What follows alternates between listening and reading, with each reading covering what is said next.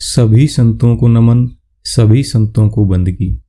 क्या आपने कभी सोचा है कि आप जैसे बनते जा रहे हैं उसमें सबसे बड़ा योगदान किनके साथ बैठने का है? क्या वो लोग जिनसे आप रोज घिरे रहते हैं आपकी आत्मा को ऊपर उठा रहे हैं या धीरे धीरे गिरा रहे हैं? कबीर साहब कहते हैं, संगत ही जीवन को नरक या स्वर्ग बना देती है। एक साधु की संगति बिना कहे, बिना कुछ दिए तुम्हारे भीतर अमृत भर सकती है, लेकिन एक बुरे संग का असर तुम्हें स्वादिष्ट भोजन के साथ भी भीतर से कड़वा बना सकता है। इस वीडियो में हम जानेंगे कबीर साहब की वो अमूल्य साखियां जो सिर्फ संगति नहीं, आत्मा की दिशा तय करने वाली शिक्षा है। हर साखी एक दीपक है और हर दीपक एक दिशा है। आइए कबीर साहब की वाणी से अपने भीतर के अंधकार को दूर करें। कबीर साहब कहते हैं, संगति से सुख उपजे, कुसंगति से दुख जाए। कहे कबीर तहाँ जाइए, साधु संग जहाँ होए। कबीर साहब कहते हैं, तुम्हारा जीवन तुम्हारी संगति से बनता है। जिसके साथ तुम बैठते हो, जिसकी बातें तुम सुनते हो और जिन विचारों को तुम अपनाते हो, वही तुम्हारी चेतना का रूप बन जाते हैं। सत्संग यानी संतों की संगति वो अमृत है जो आत्मा को पावन करता है। जब हम सत्संग में बैठते हैं तो केवल शब्द नहीं सुनते, हम अपने भीतर की गंदगी धोते हैं। हमारा मन हल्का होता है, हमारी दृष्टि शुद्ध होती है।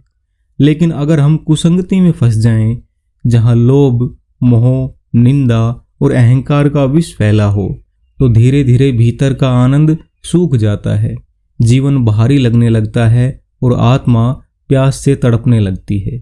इसलिए कबीर साहब कहते हैं, जहां कहीं भी सत्संग हो, जहां संतों की वाणी गूंजे, तुरंत वहां चले जाओ, क्योंकि वही जगह है जहां आत्मा को शांति मिल सकती है। सत्संग कोई आयोजन नहीं, बल्कि आत्मा की पुकार का उत्तर है, और कबीर साहब वही उत्तर बनकर आए थे। कबीर साहब आगे कहते हैं, संगति कीजे संत की, जिनका पूरा मन, अन तोले ही देते हैं, नाम सरीखा धन। कबीर साहब यहाँ हमें बताते हैं कि कैसी संगति करनी चाहिए। हर कोई सज्जन दिख सकता है, लेकिन संत वही है जिसका मन पूर्ण रूप से निर्मल, शांत और ईश्वर में लीन हो। और ऐसे संतों का संग केवल शब्द नहीं देता, बल्कि नाम के समान अमूल्य आत्मिक धन देता है। अन तोले ही देते है, मतलब ऐसे संत मोल भाव नहीं करते, ना कोई शर्त रखते हैं, ना दिखावा करते हैं। वे तो सहज भाव से, निस्वार्थ भाव से हर उस जिज्ञासु को परमात्मा का नाम सौंप देते हैं जो उनके पास आकर बैठ जाता है। यह नाम धन वो संपत्ति है जो ना चोर ले सकता है, ना काल खा सकता है और ना मृत्यु छीन सकती है। कबीर साहब कहते हैं, तुम ऐसे संतों की संगति करो जो बिना कहे, बिना मांगे तुम्हारे भीतर रोशनी भर दे, क्योंकि ऐसे संतों के पास बैठना तुम्हारे जीवन को बाहर से नहीं, भीतर से बदल देता है। दुनिया सोने चांदी के पीछे भागती है, लेकिन संत वो खजाना देते हैं जिससे आत्मा अमर हो जाती है। तो संगति वही करो जो तुम्हें नाम के धन से मालामाल कर दे, क्योंकि यही वो संपत्ति है जो जन्म जन्मांतर तक साथ चलेगी। कबीर साहब आगे कहते हैं, कबीर संगत साध की, हरे और की व्याधि, संगत बुरी असाध की, आठों पहर उपाधि। कबीर साहब कहते हैं, संतों की संगति इतनी शक्तिशाली होती है कि वह केवल हमारी अपनी परेशानियां ही नहीं मिटाती, बल्कि हमारे आसपास के लोगों के दुख भी दूर कर देती है। हरे और की व्याधि, मतलब जब तुम संतों की संगति में बैठते हो तो तुम्हारे विचार शुद्ध होते हैं, हृदय निर्मल होता है और तुम्हारे आसपास का वातावरण तक रोगों से मुक्त होने लगता है। यह कोई चमत्कार नहीं, बल्कि चेतना की वो ऊर्जा है जो संतों की उपस्थिति से फैलती है। लेकिन दूसरी ओर कुसंगति यानी ऐसे लोगों का संग जिनके भीतर ईर्ष्या, मोह, लोभ, अहंकार और विकार भरे हों, वो पूरे दिन रात तुम्हें उपाधि यानी परेशानी, क्लेश, भ्रम से भर देता है। आठों पहर उपाधि, मतलब हर समय मन अशांत, जीवन बोझिल, आत्मा भारी हो जाती है, क्योंकि तुम उस हवा में सांस ले रहे हो जो जहर से भरी है। कबीर साहिब इस साखी में चेतावनी दे रहे हैं कि संगति केवल बाहर के लोगों की नहीं बल्कि विचारों, सोशल मीडिया, किताबों और संग के माध्यमों की भी होती है। तुम जो सुनते हो, पढ़ते हो, देखते हो, वही तुम्हारे भीतर उतरता है। इसलिए सोचो, क्या तुम्हारा मन संतों के वचनों से भरा है या दुनिया की कड़वाहट और भ्रम से? कबीर साहब आगे कहते हैं, कबीर संगत साध की जो की भूसी खाए, हीर खांड भोजन मिले साकट संग न जाए। कबीर साहब कहते हैं, यदि संतों की संगति में सिर्फ सूखा जौ और भूसी भी खाना पड़े तो भी वह स्वीकार है, लेकिन अगर कहीं तुम्हें खीर और खांड जैसे स्वादिष्ट और मीठे भोजन भी मिलें पर वह साकटों यानी ईश्वर विमुख, कुसंगी और अहंकारी या नास्तिक की संगति में मिलें तो ऐसी संगति से दूर रहो। कबीर साहब यहाँ एक बहुत गहरा जीवन सिद्धांत दे रहे हैं कि संग का असर स्वाद से बड़ा होता है। भोजन केवल पेट भरता है, लेकिन संगति जीवन की दिशा तय करती है। एक तरफ है साधु की संगति, जहाँ भले ही खाना सादा, सूखा, रूखा सूखा हो, पर आत्मा को सुकून मिलता है। वहाँ मौन की गूंज होती है, वाणी में शांति होती है और मन पवित्र होता है। दूसरी ओर है साकट की संगति, जहाँ स्वादिष्ट खीर, खांड, भोग विलास सब हो सकते हैं, लेकिन वहाँ लोभ है, मोह है, अहंकार और ईश्वर विमुखता की गंध है। ऐसे वातावरण में आत्मा घुटने लगती है। इस साखी से हमें संदेश मिलता है, तन की भूख सह लो पर आत्मा को गंदे संग में ना डालो। कबीर साहब यही सिखा रहे हैं कि सच्चा भोजन वो है जो आत्मा को शुद्ध करे, ना कि केवल जीभ को भाए। आज के समय में भी हम कई बार किसी के साथ पैसे, सुविधा या स्वाद के लिए बैठ जाते हैं, लेकिन क्या हम सोचते हैं कि उनकी संगति हमारे विचारों पर, हमारे मन की शांति पर क्या असर डाल रही है? कबीर साहब कहते हैं, संत का रूखा सूखा खा लो, लेकिन साकट की खीर मत खाओ, क्योंकि एक से पेट भरता है और दूसरे से पाप। भोजन खत्म हो जाता है, लेकिन संगति का असर भीतर छप जाता है। इसलिए जीभ से पहले आत्मा की भूख को समझो। संत की संगति में भूख लगती है, पर वो भूख भी प्रभु की ओर ले जाती है। कुसंग की थाली भरी हो तो भी वह आत्मा का जहर बन जाती है। कबीर साहब आगे कहते हैं, कबीर संगत साध की जो गंधी की बास, जो कुछ गंधी दे नहीं तो भी बास सुबास।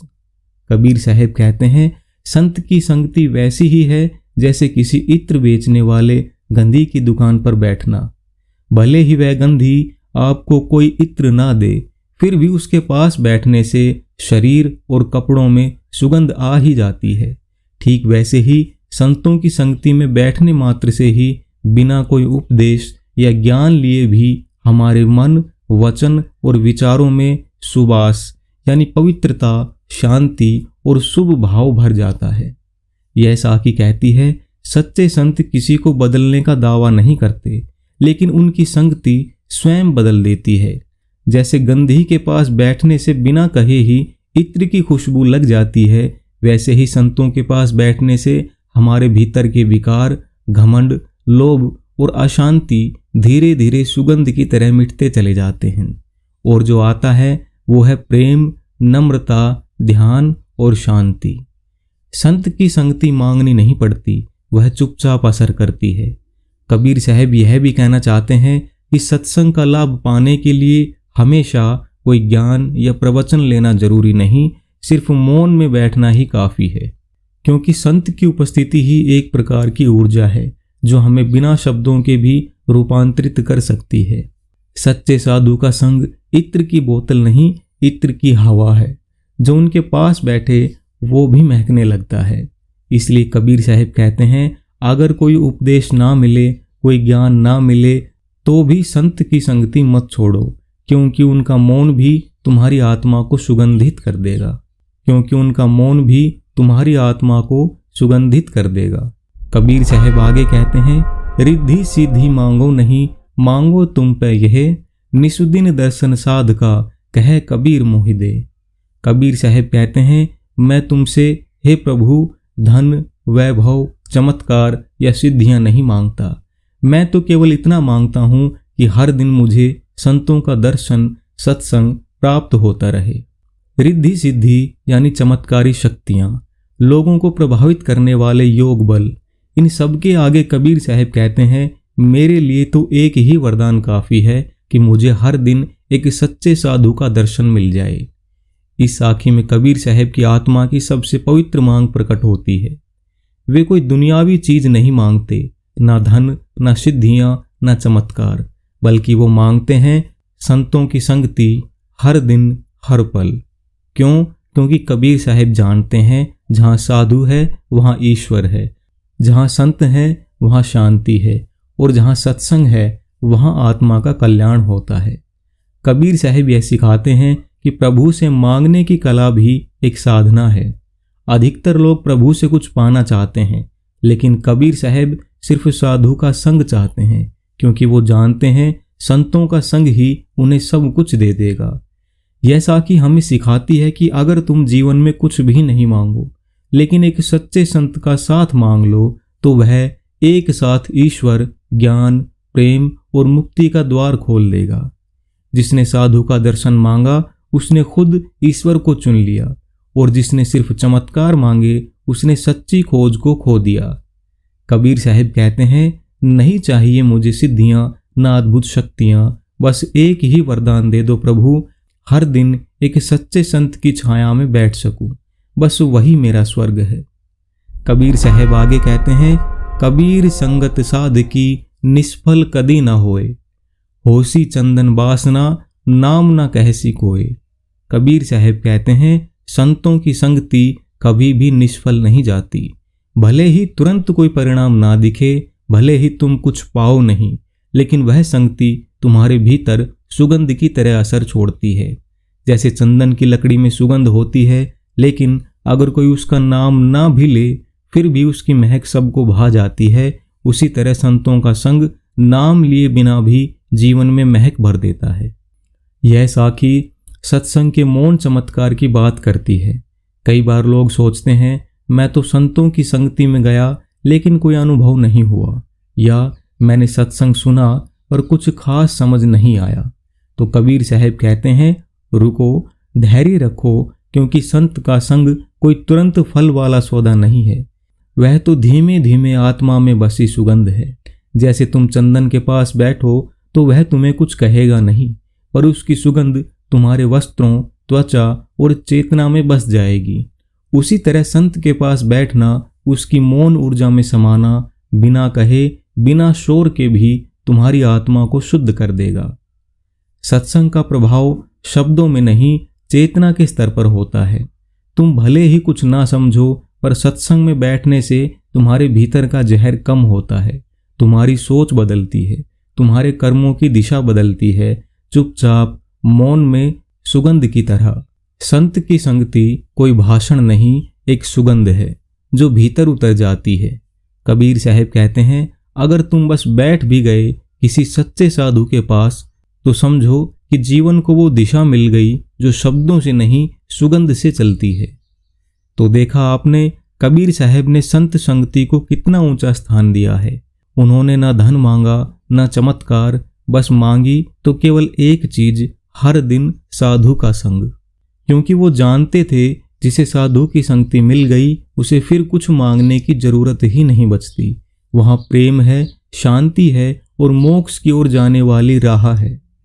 कबीर साहब की इन साखियों में केवल शब्द नहीं, आत्मा को जगाने वाली सुगंध है, जैसे चंदन की बास जो कहे बिना भी महकती है। अब यह निर्णय आपका है, आप किन के साथ बैठते हैं, किन के विचार सुनते हैं और किस संगति को अपनाते हैं। कबीर साहब कहते हैं, कुसंग में खीर भी जहर है और सत्संग में भूसी भी अमृत। अब आप तय कीजिए, आपको स्वाद चाहिए या शांति। अगर ये विचार आपके हृदय को छू गए तो इस वीडियो को किसी अपने तक पहुंचाइए और इस आध्यात्मिक यात्रा में हमारे साथ जुड़े रहिए। संत कथा सागर, जहां संतों की वाणी से आत्मा को जीवन मिलता है। हर विचार एक लहर है जो अंत में प्रभु तक पहुंचाती है। मिलते हैं आपसे अगले भाग में, तब तक सुखी रहें, आनंदित रहें। धन्यवाद। साहिब बंदगी।